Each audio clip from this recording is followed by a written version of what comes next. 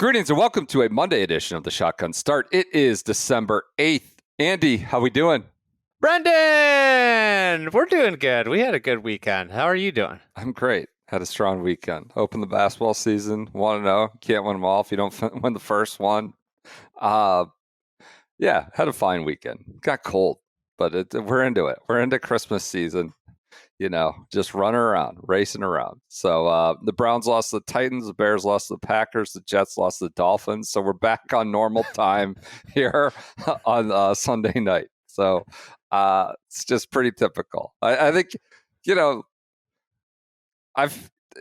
Caleb showed us something. I don't want to preempt Echevarria a minute. I do actually have a good Echevarria fact for this episode, but Caleb showed us something. I just can't believe you go from 1 to 7, like last team in with the loss. You're fairly decent shape, but that sucks. You go from 1 to 7. 4 games. It's fine. You know You're what? Fine. We're ahead of schedule. We're way ahead of schedule. I was talking to PJ before you came in here. If you had told me that we were going to go in and just demolish the Eagles, embarrass them at Philly, and then the next week go into Lambeau, get punched in the face in the first half. And I think we put I had a lot of Packers fans texting me that were a little nervous, I think they're hearing footsteps. I think we probably have the best quarterback in the NFC North. And that's a bold proclamation. We'll be ready for him in Chicago in a couple of weeks. We got you know what? We got a classic trap game next week against your Brownies. I'm pretty worried. Shador, 3 tutties, 300 yards. They but not good enough to be on the field for the game-tied 2-point conversion, which is some sort of botched halfback flip pass disaster. I'm going to actually tune into Cleveland Sports Radio, I think, on Monday morning just to hear them shout about that. We lost to the Titans. So I mean, how about how this guy was your 4th string quarterback to start the year? I mean, at one point, I'm sure he was 5th or 6th before the Kenny Pickett's of the world got shipped off. I mean, he may drop down to backup now that Deshaun Watson's able to practice again. It's just unbelievable. Like, you know, the 1-10 Titans and the 2 or whatever, 3-12 Brown, whatever we are. And it was 32 degrees, snowing, gray. It's just this classic December game that, like, I've basically lived with my whole life. You go on SeatGeek or Ticketmaster, like, how low can it go? $7? Can you get in for $5? It's just like, this has happened my whole life. Usually it's often like a bad Bengals team or something. It's just unbelievable. It's so depressing. But at least the Ravens are in tatters too. So we have that going for us. I got to say, Tom Brady's really good as a broadcaster. That's some interesting leather coat. You're with me, leather situation going on. Double coat. Yeah. Was he good? I think he's awesome. Was he nicer to Caleb than Troy Aikman? I know you guys were all very sensitive about that. I just think he does stuff. He just is. He's showing. You know, he's talking about like how he manages his cold hand today. Yeah, which I thought was super interesting. Yeah, I mean that's stuff that golf broadcasts should get into. Right. You know, it's like how you manage. You know, it'd just be interesting to hear how different people manage their time before a big round or stuff like that. Like I just thought he was dealing today. I thoroughly enjoyed listening. I felt like I walked away understanding football better from that telecast. And I think that's what every one of the golf broadcasts should try and do. And I think that the vast majority of golf broadcasts do the opposite, where they try and curtail to like somebody that's like, we got to dumb this down. You mean like show Kevin Kisner's TGL shot for reasons that are unclear?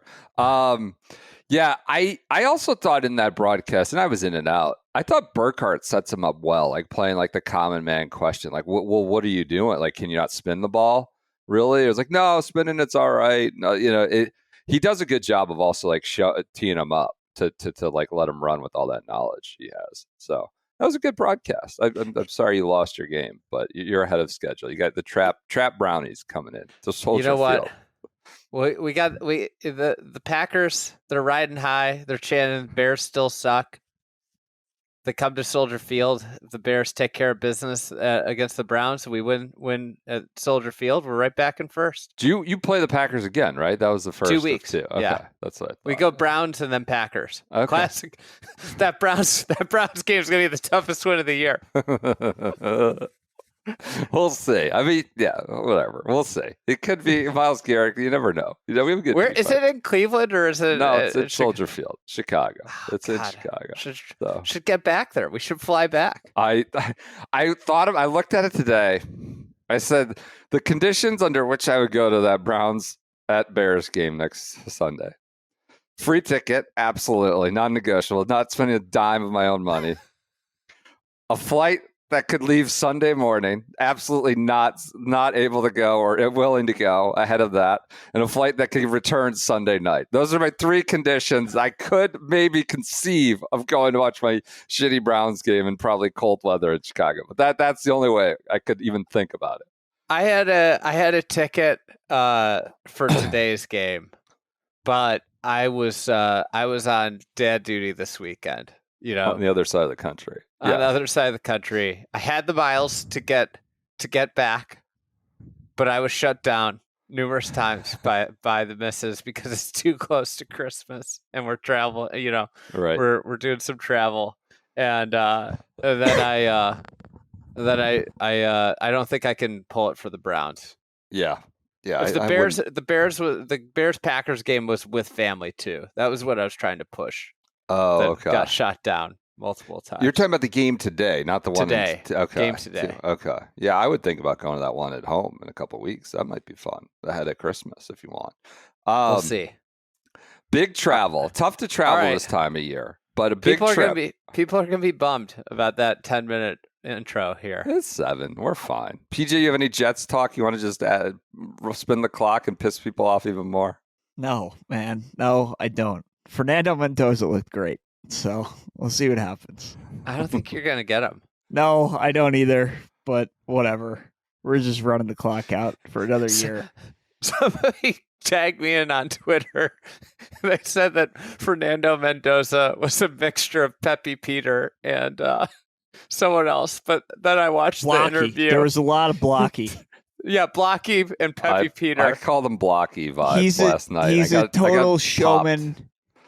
I think there's a lot of Pepe Peter. Oh, yeah. I'm just so happy to be here, and God is so good, and it's just incredible. Man, we're winning football game. Like, that's what he was doing. It was the crazy. Indiana freaking Hoosiers. Oh, God, he's such a dork. Such a kind dork. of incredible. They're the number 1 team in the country. Congrats to Indiana. So, last thing on Sports Minute before we get into a jam-packed weekend of golf. That I'm really excited to talk golf, but I guess I'll parlay this into golf. What golfer would most likely pull the Notre Dame?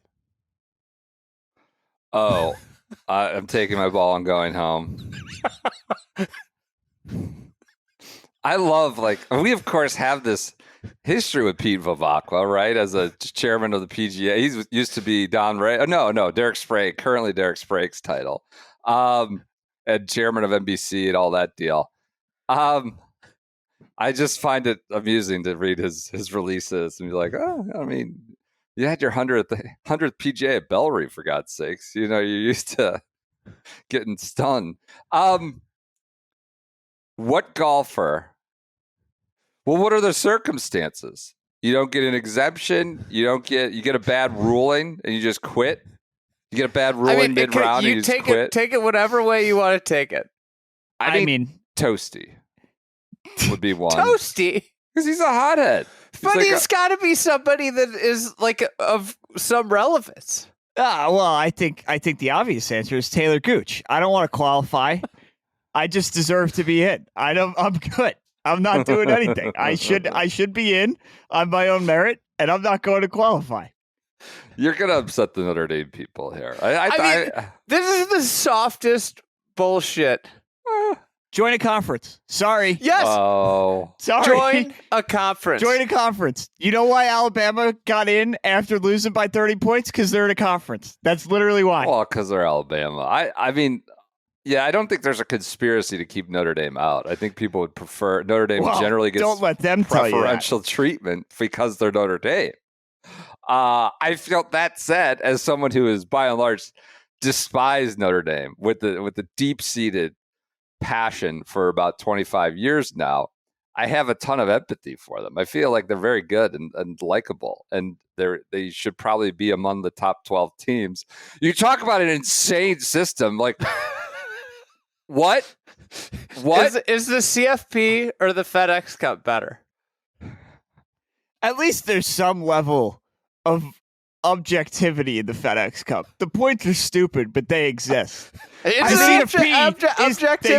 The Rocket Board is just 500 points or whatever it gets. Well, at least that's public. The CFP, they just sit around a boardroom and just make shit up for 6 months.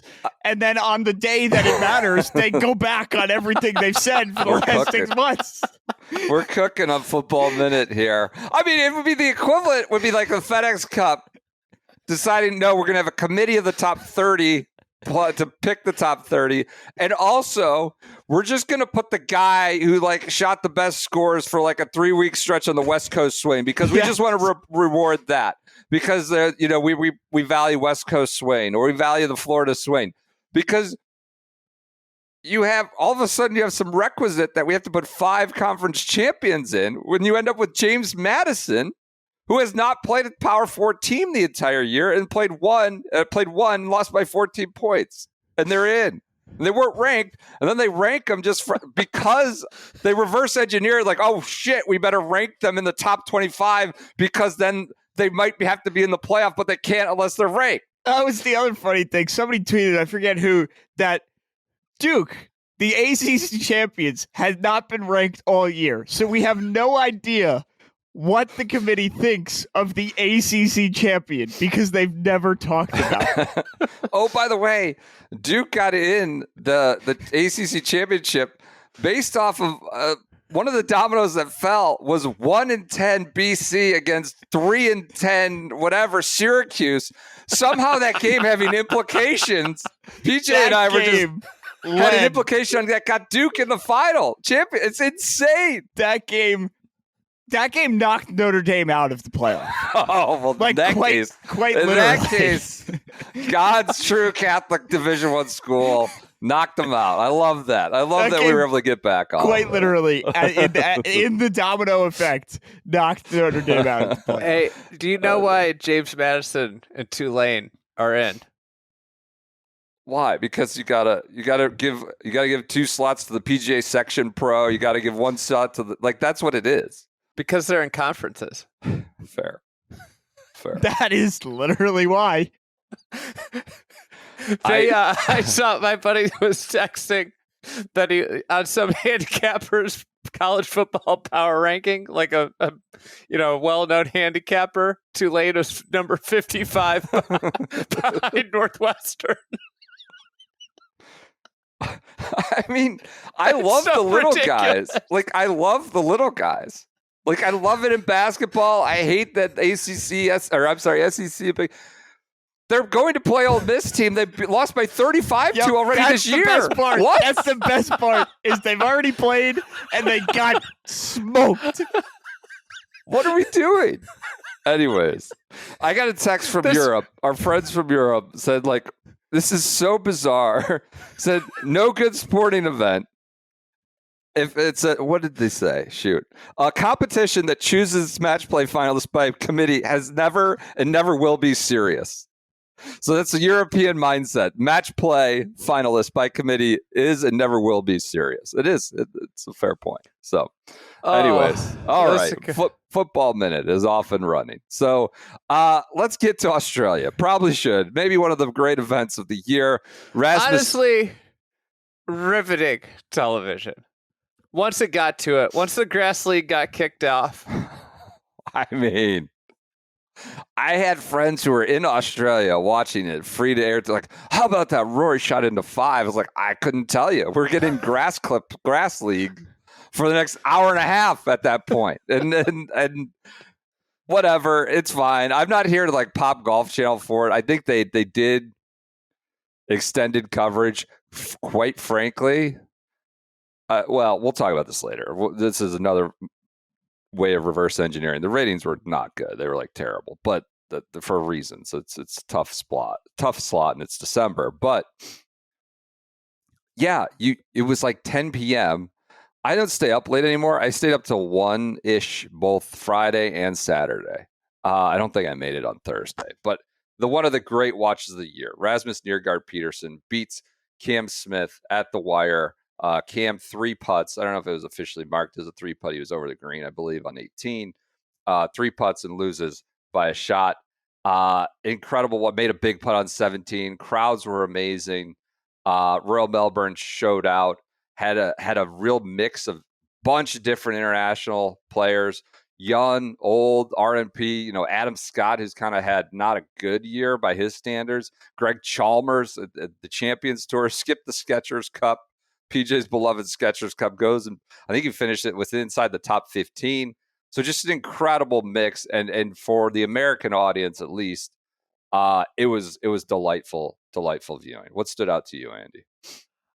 Just the style of golf. I mean, the way the ball interacted with the turf when it hit the ground, to the precision that you needed in order to hit shots close and score. Just with how firm everything is there.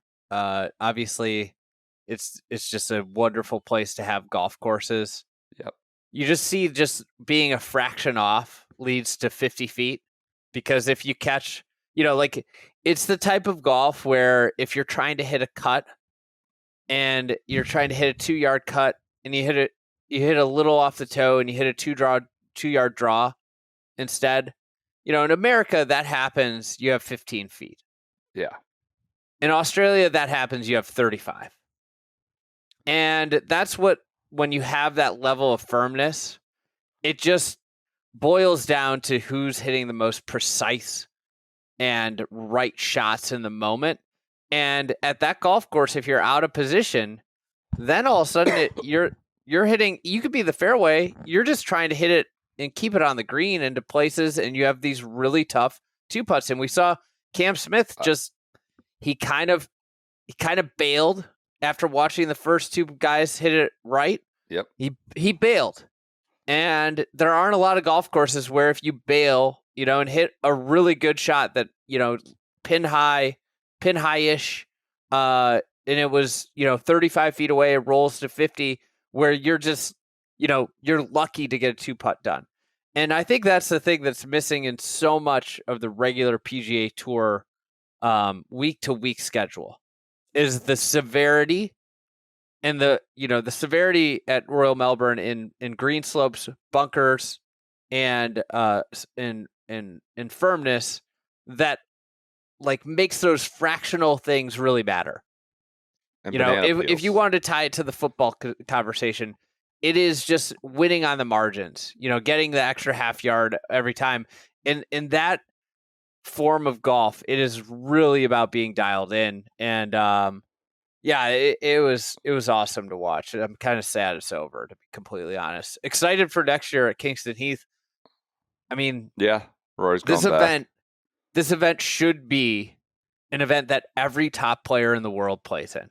And it's like the tour, in a way, has completely screwed up world golf.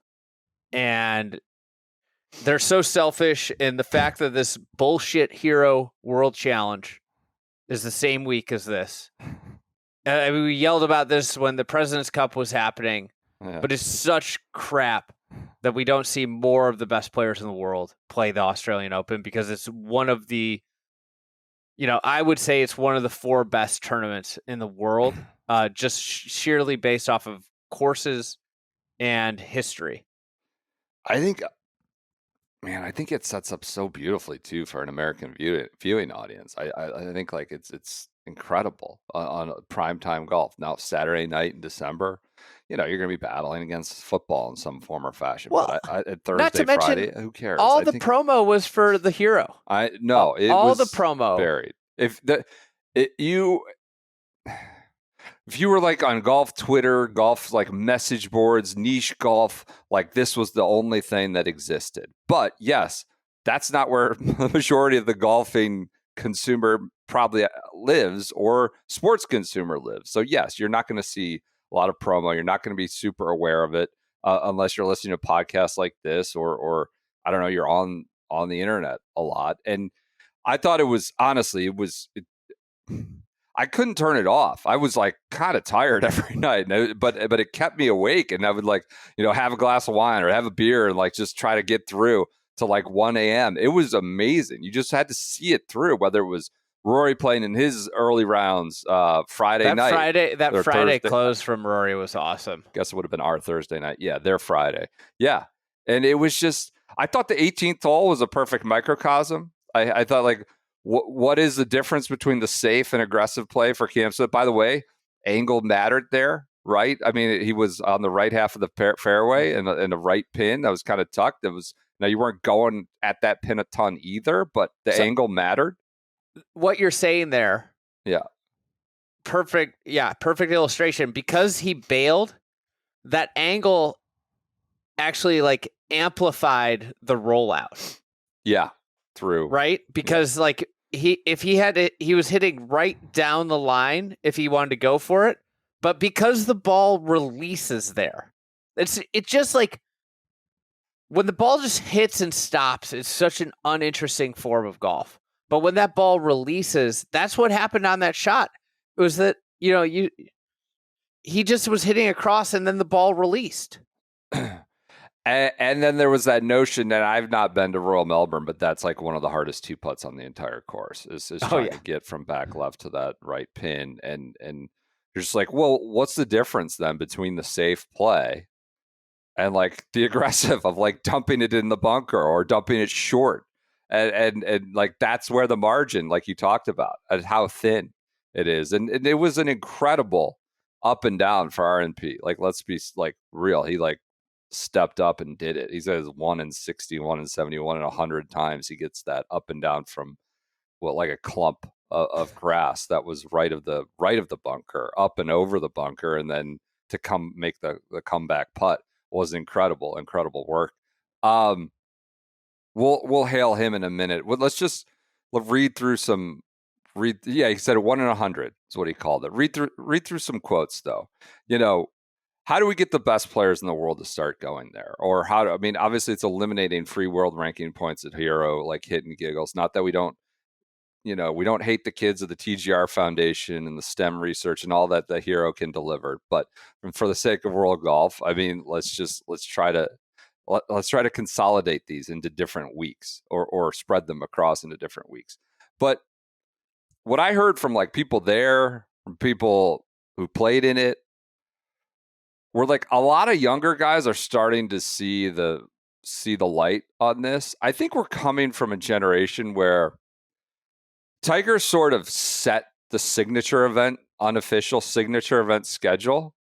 And not to suggest Tiger like didn't know good golf or good. We've heard him talk about playing the old course and the Open as being his favorite. But just for his pro golf life, it was Torrey Pines. It was Bay Hill. It was Muirfield Village. It was not Riviera. It was not the DP World Tour, really, other than the Middle East. And so these like this sort of signature events. Now he would go to Australia once or twice, and the appearance fee was hefty. But I wonder if we're getting to a generation, and in the same way, golf architecture and appreciation of different styles of golf has burgeoned on the internet. Is there possible that a generation of players, we heard Matt McCarty via Rory. Matt McCarty didn't tell us, but Rory told us what Matt McCarty said. He played together. It's been incredible. And even Matt McCarty and I were talking about it out there. And I said, what brought you down here? He said, the golf course. I really wanted to play a tournament at Royal Melbourne. And he said, you compare this to a majority of PGA Tour events. This is so much better. So I think everyone really appreciated the atmosphere they played in this week, and hopefully be the same next year at Kingston Heath. This tournament sort of grows from here and there. from here and sort of gets back to the stature it deserves. So that's McCarty. Rasmus Neergaard. I heard from over there that like they were so happy he didn't do the Nedbank, but it was clear he wanted because he wanted it was Royal Melbourne. It was the Australian Open. I want to go. I want to play. Rasmus Neergaard-Petersen. The opportunity to play Royal Melbourne. I think the opportunity to get a Masters invite might be a further carrot, right? In addition to playing for that top 50 cut up. Maybe these other tournaments elevate it. John Huggan had a great article, which I think you shared with us last night. Just a bunch of quotes from these younger guys. Max Homa on Instagram or somewhere, he's like, I got to play in Australia next year. This looks heavenly. Can they build momentum among a generation or more of the top stars of right now? Do you see that this week doing that? Rory going? I think it helps. What they really need though is a TV contract that delivers this. It's at Kingston Heath. What they need next year is 7 or 8 hours a day of coverage at Kingston Heath. It's the perfect time, as you illustrate. Like I think it's great. Ideal hours. And West Coast, it ended at 10:30 last night. Yeah, it was awesome. And you have this perfect. What it needs to be is like what network doesn't have a Saturday night college football conference championship, and that's where it should be on. NBC. Is it CBS? I don't think NBC. I think it's just Fox and CBS or Fox and ESPN, ABC. This last weekend, right? I don't understand why this can't be on there, but that's the pathway to it becoming massive. It should be. This thing should be bigger than the Players. It should be. I would argue that it's got a better chance of being big than the PGA Championship. I don't know. Would you move it? You look at tennis. Tennis goes to Australian Open is there's the U.S. Open, the Australian Open, Roland Garros, and Wimbledon. Golf should be the Masters. In my opinion, the major should be the Masters, the Open Championship, the U.S. Open, and the Australian Open. It would make the calendar would make so much more sense too. Would you play the Australian Open? And let's say it's not a major. Hypothetically, it stays what it is. Significant, big world event. Would it be enhanced in this new scarcity schedule if, say, we played in January, February, and then go into Pebble Riviera or whatever's left of the West Coast in the new schedule? Is that going to make it better? Will we get guys to go? I think, you travel a lot. Like asking you at the end of the year, like, oh, can you come to Australia? Like these pros. And I think, of course, the first time you're like, hell yeah, I want to go to Australia. But then like the third, fourth, and fifth year of doing it, it loses steam. And so could you have a scenario where maybe that's like part of the kickoff year, like Middle East, then go to Australia in February, then you're on the West Coast? Maybe. Yeah, I agree. If you go to the Middle East, though, to start, I think that's getting to be a lot. I know. I'm just suggesting those still exist. It's not mandatory. It just feels like that's where a lot of the Euros go. I think you could look at it as if the high-end golf, it should be more than this. Should be the best player. It's a worldwide sport. It's like very global sport. The reality is that there's a higher percentage of football games played abroad right now than PGA Tour events. It's an interesting comparison. Yeah. And the football is a purely American sport. But they're like trying. The PGA Tour has done a shit job being global. Was it their job to do that? I think it was their job when every great player in the world went there because the purses got so high. Right. Because that's your avenue of growth rather than just adding that. What they did is they just started tacking on shit tournament after shit tournament. Sorry for the apologies for the. No, you're fine. It's just everything about it just felt big and major. We've heard so many quotes like this felt like a major. It was a major. The attendance was the largest. The golf was a major. Yeah. level of golf, like the shots required. I think that's the thing.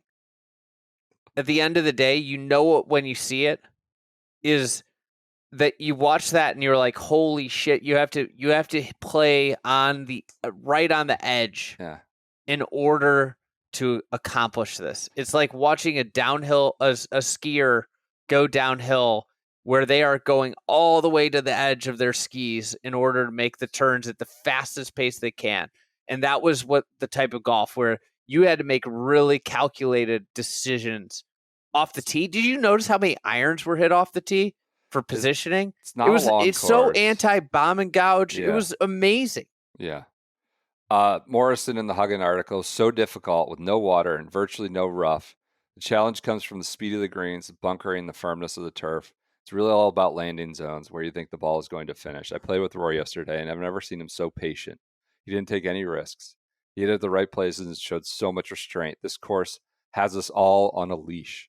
So we were talking about his major championship caliber golf, but the field is not made. I mean, Rory is playing with Tapio Pulkkinen. He played with the Fedora Finn, one of my favorite. Tapio. I've been on Tapio's corner for a few years now. Tapio didn't get him. You predicted that, Tapio was going to take him down on Saturday. I was looking for a betting market for it after you you said I should put my money in it. I mean, just the notion of it is just hilarious. They tweet a picture. It's Tapio and his fedora next to Rory. And then you play with some Italian. I couldn't remember on Sunday, Spicoli or something on Sunday. It's just like, you got to get the best players in the world down there to play with these guys. How about the banana peel?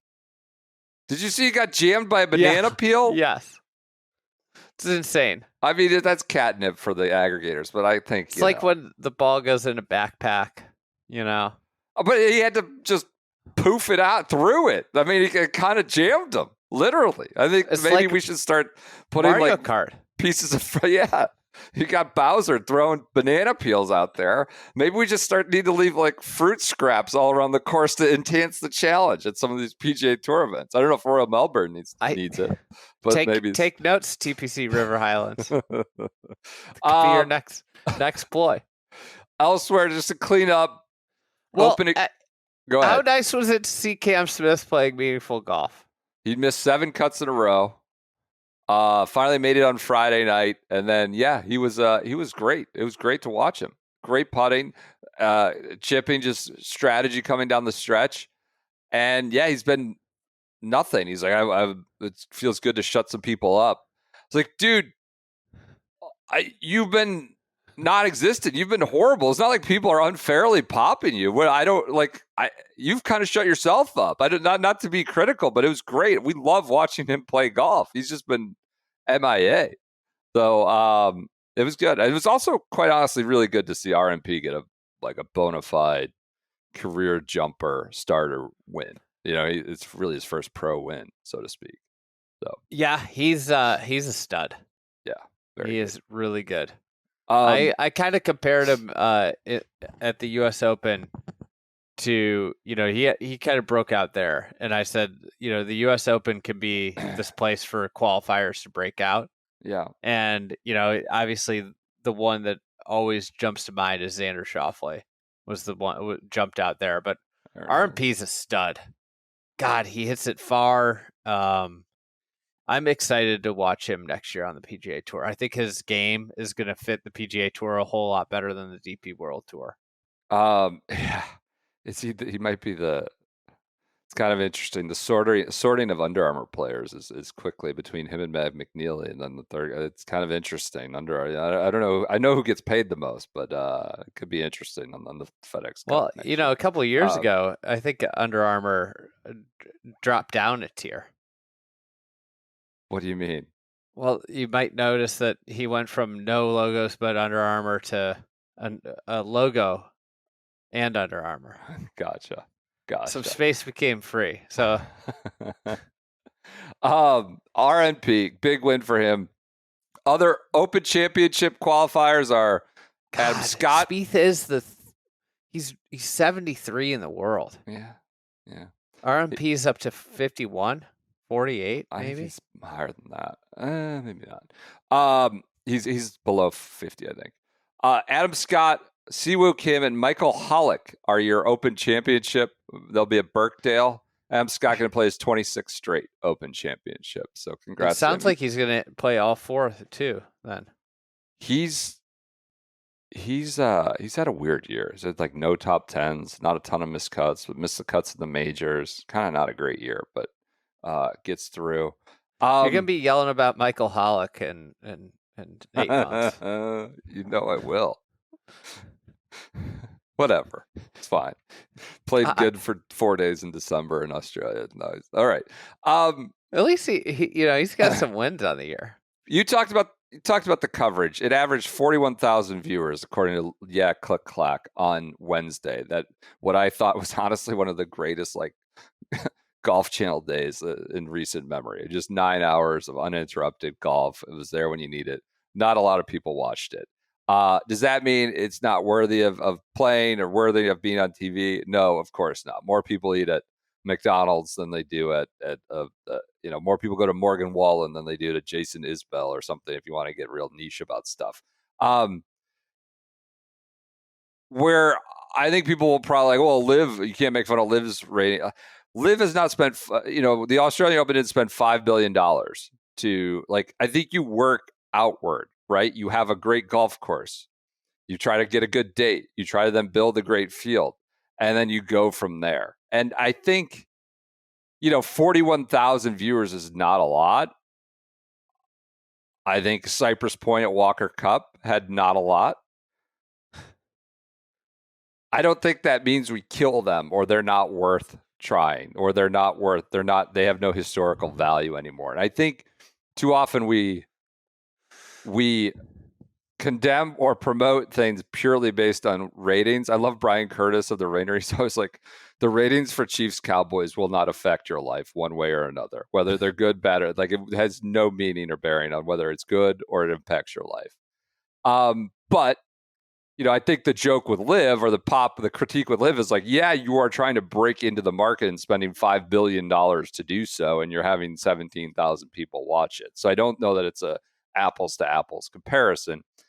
That said, this viewership number is just not commensurate with what the tournament should be. And I don't know how you make it better, or you just let it be this sort of craft experience instead of an arena show or a stadium show, I should say. But I think it's fair. Oh, by the way, on coverage, the camera work was freaking awful. I'm sorry. I'm sure it's like some contractors in Australia don't shoot a lot of golf. And it made me very grateful for what we get on week to week in the PGA Tour. Can we get some? I don't want it PGA Tourified in any way. Keep it how it is. But the camera work was like they never could find the ball. You're just guessing. And the commentary guys were just trying to guess too. Just getting some proper stats, some proper shot link, and that's it. We don't need to add any more PGA Tourification. Like the tracer they used a couple times, and it was never even close. It was just like occasionally we'd get an attempt at tracer. Yeah. I've got a hypothetical for you. Would you rather have the Australian Open stay exactly the same and have it be this just a spectacular viewing experience for spectacular viewing experience for a very small amount of people? Or would you rather have the Australian Open have all the best players in the world playing in it, but it's run by PGA Tour Championship Management? This is really this is like a Sophie's choice. This is a tough one. I think I'm good. I think I'll watch Tapio and keep the tour out. Tapio Pulkkinen and keep the tour out. I think that's the answer. I think they put water down on the greens. Oh yeah. Yeah. We wouldn't see the same golf. They'd screw up the golf. It wouldn't work. It wouldn't work. That's, I mean, I get the TV numbers are low here. It was a massive success. It was a shattered attendance records. Some of that obviously due to the Grand Slam winner attending. Shattered attendance records, 112,000 per Evan Priest through the gates this week. Live Adelaide at 102,000 also. So like this market loves golf, is showing up for golf. Can we? I haven't told anybody this, and I'm not going to say I'm definitely going, but I want to go next year. Kingston Heath. I mean, I'm going to put my best effort to make it there next year. I would like to get there at some point soon. We'll see. I mean, you couldn't get to Lambeau today. That things intervene. It's the way the world works. The way of the world. But maybe if you're in early enough, we'll figure. You can get. If I just plan around it, I'm doing it. Yep. One thing you should plan on this holiday season is going to begrudgingly.com using that promo code SGS30. They've just got a bevy of products here as we roll into the holiday season. And it's getting tight. I mean, you can always do the thing Andy and I do, just print out a picture of what you got on December 24th, and that will happen again. Hand up. I mean, I might, it's happening. That is more certain than any trip we're taking to Australia. Anyone ever going to Australia is that we will be printing out receipts or pictures of the gift we got for various people on Christmas Eve. But if you want it in hand, probably good to get on it. Go to begrudgingly.com now. Use the code SGS30. They have a new Elijah Craig collection, a small batch bourbon collection, collaboration built on shared values of pioneering spirit, elevated elements, and true craftsmanship. It's a mix of Dratty and Or Elijah Craig. Well, they said craftsmanship. I'm going to go with their wording. It's a mix of Dratty and Elijah Craig icons. I've got some on here. They've got this cool little, I think it's custom logo of what looks like a cocktail glass, showing that off. The little Elijah Craig branding on. So I've got a Proctor hoodie on here. They've got on the Willie hoodie. They've got on T-shirts, polos. I've got long sleeve polos. Cool little collab, as the kids call it. Great for holiday gifting. Yeah, and I got one 30. right here. What do you got the Andy there? hoodie. Oh, there you go. With the Elijah Craig there and the cocktail glass there. I got Proctor. It's a superior hoodie to Andy. No, I'm kidding. I was pretty happy with my care package. I got a little box, got a bottle of bourbon, another Andy hoodie, a Russell crew neck, good stuff. My wife is a bourbon drinker. She was very happy. I got to tell you, usually the package I get, besides Fat Cork, packages I get, she's like, what is this garbage? What is this shit? Having a little Elijah Craig in there was nice. That was a good one. So go to begrudgingly.com. Promo code is SGS30. You get 30% off Elijah Craig, all of it, the whole kit and caboodle. Thanks to them for their support. Any stray Australian Open thoughts you wanted to share, other than event up there among the top four events of the year, I would say. 5. It's as good of golf as you're going to get, and that's where the best players should be playing. That should just be the easy. It's the layup. Let's go to the Nedbank Golf Challenge. Kristoffer Reitan wins. He had a 5-shot lead. He hit some of the worst shots I've ever seen. He was doing a pot geeter impression down there at Sun City Gary Player Golf Course. I mean, absolute almost shank on the 7th hole, like missing the entire green site location on a par 3, duffed a chip at 15, started with a 5-shot lead, doubled 18 on Saturday, got close with Dan Bradbury, put the heat on him, but he holds off. Put the heat on him. He did. Real pro. Dan Bradbury putting the heat on him. Jaden Shaper got in the dozer too. He was one off. They were both one short at the 18th hole, Shaper and Bradbury. Reitan wins. 27-year-old has kind of struggled with nerves a little bit. He's coming to the tour along with RMP. Both of them got their top 10 exemption card deals. So he's coming off a big win. Very nervous though. 5-shot lead quickly dwindled, but he hangs on.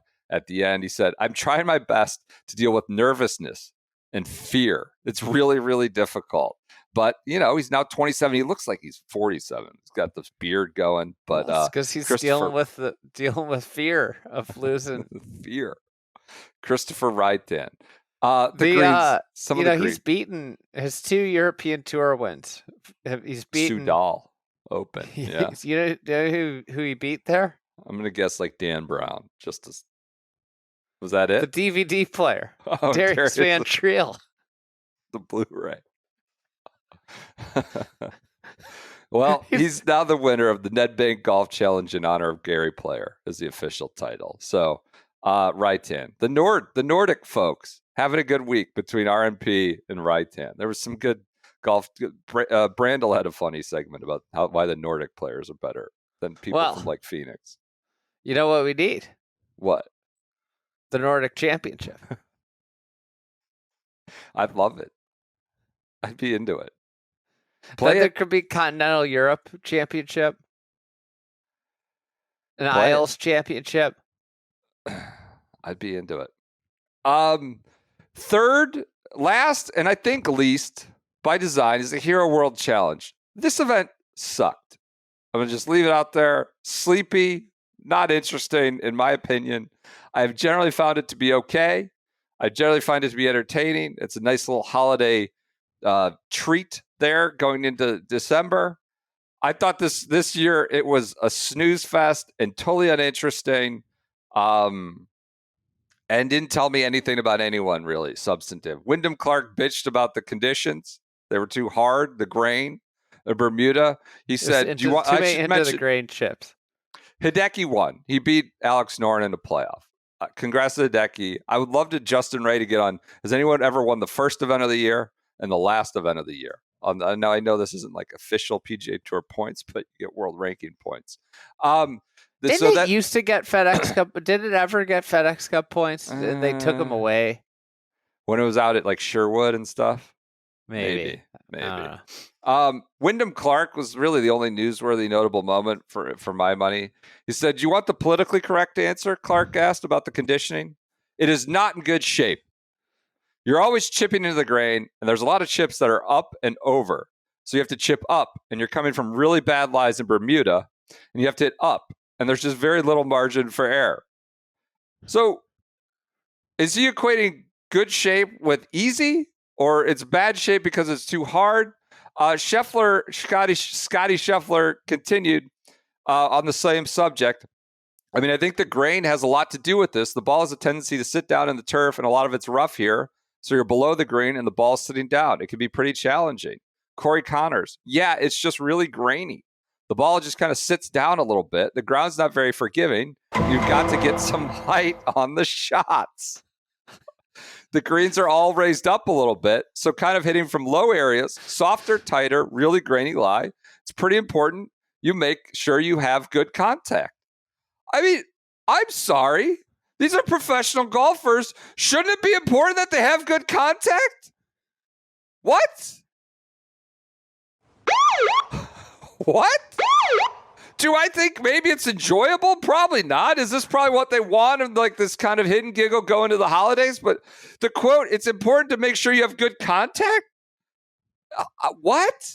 Yeah, that's the game, man. And I'm sorry. I realize it's harder than it could be, but for Wyndham Clark to equate that with saying it's in shitty shape, essentially, I fail. Am I missing a connection here? Would you think it was in poor shape or just bad shape for him? I mean, maybe it wasn't in the best shape.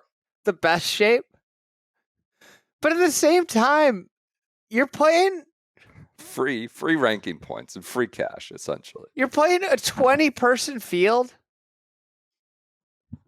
The worst place finish gets 150 grand. And you're in the Bahamas for a week in December. It's just perfect. I'm sorry it was into the grain. I don't like chipping off Bermuda when it's into the grain either. But guess what? That's the way golf works sometimes. Sometimes you have bad lies. And that's kind of the joy of the game, is that not everything's up on the tee. And this is also why I'd prefer the Australian Open to stay a cult, small, independent classic than the PGA Tour Championship management taking over, because then opinions such as these will be listened to and probably taken into decision making about how they should run the tournament. On the hero, a wise man once told me that he doesn't like to mix vacation with competitive golf. Yeah. And if you think about that, that's one of the reasons this event sucks, is that it's a vacation for all these guys where they get paid an exorbitant amount of money. Yeah. I want to be clear. Like, it has been good at times, I think. I don't know about good. That's too strong. But newsworthy and notable. The only reason it's been newsworthy is because Tiger Woods makes returns there. Right. That's the only reason. And then Patrick Reed cheated. I've done this for a while now. Like, we've done this for like 10 years or so each. I don't care anymore about where Tiger is in the state of his, like, I'm chipping and putting, I'm in the gym. Like, I can't do it anymore. I can't. Gannon and Kisner had him up there, and when he's back, if he comes back, I'll see you when I see you. Like, I know he's massive. He's the most popular. Like, I just don't need to ask him that anymore. It doesn't matter. It just doesn't matter. I've heard it 1,000 times for the last 15 years. I'm not suggesting it's unimportant to him, but as a news item, it doesn't matter anymore. I'm overdosed on that. And I'd love to get him back. When he's back, that's great. And he's never going to tell you anything. He's not going to say it. Just so he has, there's I listened to that interview in the booth. He was up there for a while. I think my other takeaway is, I think honestly the most lasting impact and visage of the TGL could end up just being the Kisner bunker shot. I don't know why they detoured into having to play that.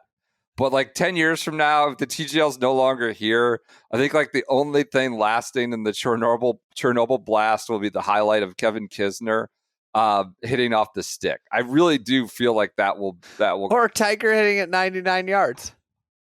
Well, they could show him up. They could show up Kiss and just jab him. But I don't know why we had to show that today, but they chuckled about it up in the booth. That's it. I have no other real hero. How about two of your Jup Stinks members in the booth? I know. Well, that's not good. If half the team's up in the booth, that's not good. Did you see the graphic on Instagram? The player survey. Which team will be the season 2 champion of TGL? Player survey. Boston Common, number 1. 30% of players think they're gonna hoist the.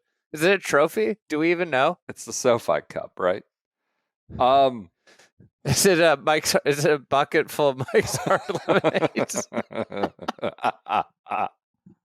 Did you know that the guy that started Mike's Hard now started White Claw? White Claw, so he's doing well for himself. Why didn't they get in with White Claw? I don't understand why Mike's Hard is still even around. I can't believe we're doing another episode of Mike's Hard. I agree. I mean, who's filling out the TGL player survey? There's absolutely 0% chance those guys that ever got to any of those players and they deliberated over that. The agents, you think their agents filled it out? Not even the agent. The assistant to the agent. The front desk is filling that out. That's not happening. The physio? Yeah. No way. But you can use it as a data point for your ball frogs, I suppose. Well, it proves out players are thinking the same thing as me with my, in case you forgot, preseason TGL power rankings. PJ, where were the frogs? Number 1. Frogs were number 1. Frogs were up top. Well, what did the players say? Who did the players say were at top? I'm just wondering how they got 30% of 24 guys, because that's not a round number. There's no way. There's one actual player filled. Well, you've got your power rankings, and then come March, you're gonna be like Hunter Yurachek on this podcast, looking like a dunce, trying to explain your rankings for how you got from, frogs got from 1 to 3 with losing every game. The frogs were number 1 all year, and then it gets to the finals, and the frogs could be 4th. What happened? I don't know. Honestly, I'm considering just the slop and junk I see on social media every day. I'm considering just making up graphics. I mean, we need to Just get back in that game. preposterously ridiculous graphics. Like that one. Like the player survey for TGL. Frogs on the march. Player survey says, yeah. I don't have anything else on the hero. Do you? Do we need to talk about anything more there? No. Congrats to Hideki. I think the big question is going to be how would the Ryder Cup have played out if Alex Noren and Keegan Bradley were in the mix? Why? They should have been on the team, both of them. Noren for who? Probably Højgaard. Rasmus. Jordan Spieth. Everyone's in the red besides Jordan Spieth and Goddard. They finish even par. So he's on the way back. I'm sure Jordan Spieth got some valuable world ranking points from it. The other thing I liked was Cara Banks asked Scotty his holiday plans. I just would have had to ask. I wouldn't have been able to help myself. Like, are you going to make pasta this year? What's the plan for that? Or he should have come back with the joke about, what are your plans for the holiday? Will you be rolling some pasta? I think we had a lot of people weigh in. He was using it as a cookie cutter. Your notion that he's rolling the wine glass like a baking roller is, I don't think that was pushed. Who would do that? It's a thin glass and it's like a cookie cutter circle to then make the ravioli. This is stem, ridiculous. The stem, the bottom part. Yeah. He probably pushed. Yeah, but why would you push down like? Because it's a light cut. It's not like a heavy. You don't need a lot of force. What? How did it break then? What did it hit? Was he staying at some piece of dough? Airbnb with shitty wine glasses? I don't know. Anyways, that was my only note. It was like holiday plans for Scotty. Are you going to cut your hand open again? News. I don't have much. Roll App and Tiger met with the players per Adam Schupak. Not a lot new there. Echevarria Minute.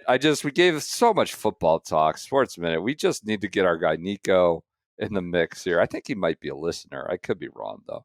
Nico Echevarria. This is Nosferatu. He is 51st and not qualified for the Masters. There are two events. The Euro Tour has an event in South Africa, and then they have another event at Mauritius. The pronunciation has been proposed to me a couple ways, a couple different times. According to Nosferatu, heard it through the grapevine, apparently Nico might be on his honeymoon right now. Should he arrange a detour to include Mauritius in his itinerary when he sees that he's at 51st? I mean, there's worse places to go in December. This is island nation. Add it to the honeymoon. Right. I mean, you got to fly through probably South Africa and Madagascar, and then you get to Mauritius. But go and play. So 49th is Sam Stevens, 50th is Taylor Pendy, 51 is Echevarria, 52 is Billy Ho. None of those guys are green for going to the Masters. So you got 2 in, 2 on the wrong side, and really no points anywhere for the rest of the year except for Mauritius.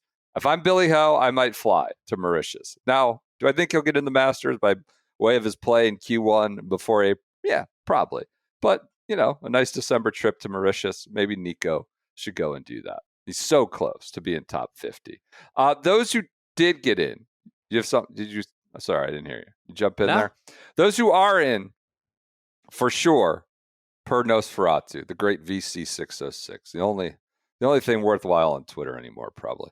11 players are for sure going to jump into the top 50. Alex Noren, your guy. Aaron Rai, Kristoffer Reitan, Grazerman, Michael Brennan, Michael Kim, Sammy Valimaki, the big Finn. I don't know how many Finns have played the Masters, but we got one next year. Rasmus. That might be PJ's opportunity to meet Jusko. That could be it. We might get a lunch with the boys going at somewhere outside the gates. I don't think Masters will let us do lunch with the boys on the grounds. Just a hunch. No, Hooters is closed, so maybe we could go to that Publix. We'll figure it out. We can go somewhere. Yeah. Rasmus Højgaard, Minwoo Lee, Siwoo Kim, and Johnny Kiefer are going to be in the Masters via top 50 in the rankings, with maybe Pendy and Sam Stevens joining him, or Nico if he goes to Mauritius. So that's your news. on this Monday morning. So, anything else? Yeah. I'm not gonna let him get by here. What is that hat? Peach Flat brim. went to a basketball game. Saw the great young core. Saw the great young core in person. How'd they look? Friday night Knicks, world's most famous arena, got to take note of a great young core. They looked like a great young core. They're battling. They're battling. Wasn't this the game they started 24-0? 23-0? Yeah, it was the largest single game run in the history of the National Basketball Association. The game started 23-0. Well, they're young. It's great. Yeah, there you go. Great young core, and a key member of said great young core, Kevin Love, looked outstanding. Oh, I love Kevin Love. Obviously, you do. Yeah, was shooting threes, was moving the ball. Ace played pretty well. Ace got the people fired up. Walter Clayton played like the whole fourth quarter. It was great. It was great to be in the presence of the great young core at the world's most famous arena. On the opposite of young, I apologize. You got to speak up, PJ. I didn't want to get in the way. I know the Skechers World Champions like an Cup. hour. Tell us what we need. Tell us what we need to know about this event. On the Jazz real quick. I just got the head scratchers. How's John Tonji not playing? Well, I keep on saying, how's Oscar Tshiebwe still on the D League team too? Like, these are national players of the year here. Well, these are big. And somebody's got to ask these questions. Somebody does have to ask these questions. Maybe Oscar they could take note of that. Oscar Tshiebwe could have put Carl in a body bag on Friday night. You don't know that. You don't know that he couldn't. Two Kentucky legends. Yeah, it would have been huge for the Wildcats. Skechers World Champions Cup, the Euros continued path of dominance on American soil. Just break the points record. Euros win. I hope everybody enjoyed their ESPN ABC coverage this morning. We're getting push notifications. Friends are telling me they're trying to watch like Alabama, Georgia. They're getting push notifications for U.S. closing in on the Champions Cup. Yeah, like damn nobody right. knows what this is. So ESPN promo. It was can't get Australian Open anywhere, but the ESPN sending push notifications to everyone for the Champions Cup. That's what Big Sketcher will do for you. It was raining this morning, so they got moved up out of the coverage window. They had to go early this morning. It was just like pissing all day today. This is that concession, is that right? Or no? No, it's a 9-hole course. No. Feather Sound Country Club in Clearwater. It's a 9-hole course, so they just play 9 holes in the morning and then 9 holes in the afternoon. My favorite part about this whole thing, and I, with all due respect to my olds out here, a lot of guys getting either like sick or injured. What? The assistant captains just played the event. They weren't like the non-playing assistant captains. They were just essentially like reserves. This is like if Alex Noren was just like hanging out at the Ryder Cup and somebody got hurt and he actually played. Like Soren played 3 times. Ricardo Gonzalez was playing. So Europe has all these guys that have played on the Ryder Cups before and like clearly have a better team than everybody else. And they could just mix and match the lineups whenever they feel like it. Like there was no set who's playing and who's not playing. So I feel like Europe had a distinct advantage that they took. Bernard Darwin at National Golf with just extra guys coming in. Well, I will say though, Jim Furyk didn't, as the captain, didn't play at all. So Steve Flesch got 6 rounds in here. Jason Karen was the leading point scorer. So, we're leaving here with something. I love the notion of playing Thursday, Friday, and then the Pro-Am Saturday. Well, you had to have a Pro-Am with Rondé Barber and Derek Brooks and Mike Allstott on Saturday. It's a who's who of the Tampa area. I heard that it was like just the greens were puddling and pooling, and they're like, we got to get the Champions Cup in today, and they're just like removing water from the greens, just trying to close. And the thing was over. The thing was over pretty quick. Europe blew everybody else out, so they were just trying to get it in. But everybody stayed dry in their ZR rain gear.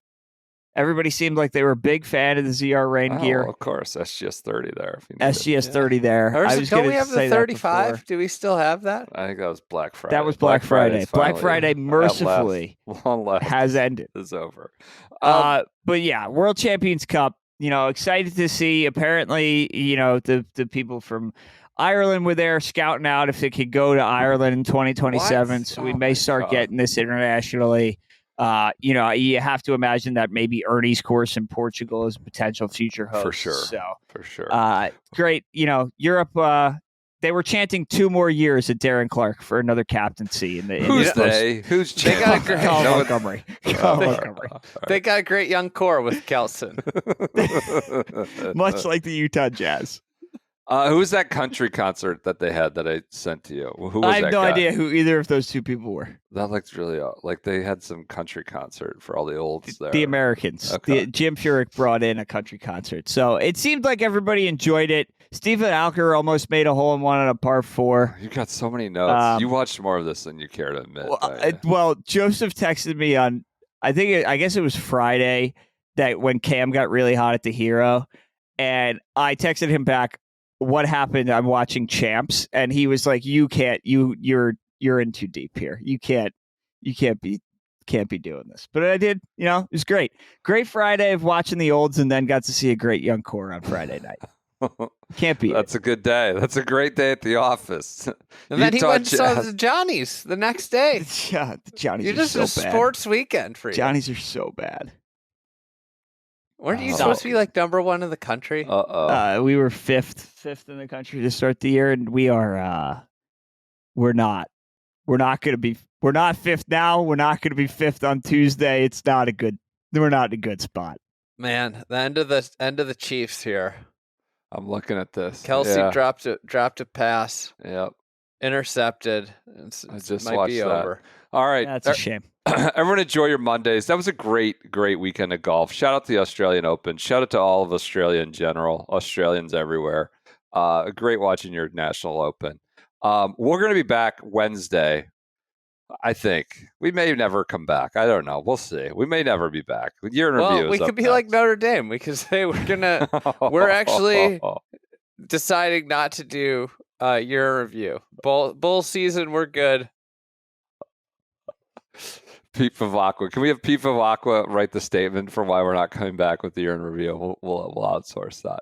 All right. We'll talk to you then. Enjoy your Mondays, everybody. Happy holidays as we get into it here in December.